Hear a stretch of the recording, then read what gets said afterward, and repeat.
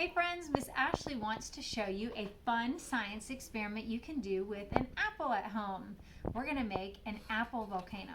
So all you need is an apple, some vinegar, and some baking soda. So the first thing we're going to do, parents, you need to do this part, is we're going to cut a little hole in the top of the apple.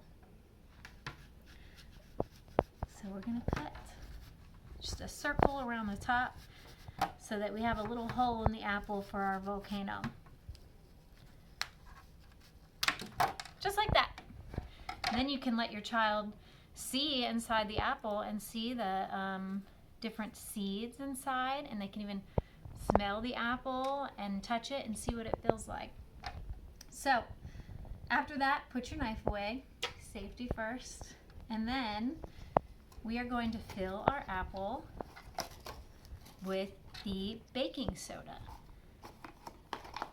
Your child can help you do this part. They can practice putting in. There's our baking soda.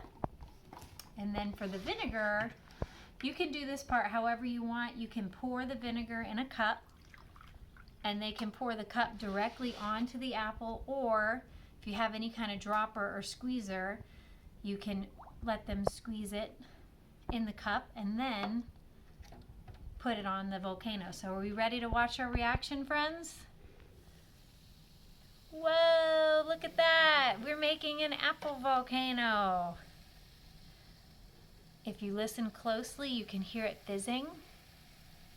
And it's just vinegar and baking soda, so if your child wants to touch it, that's totally fine. Let's do more. Check that out. And look, we'll even pour the cup in to make it even more. Ready? 1, 2, 3. If you wanted to make it even more fun, parents, you could add a little bit of food coloring to your vinegar and have different colored volcano.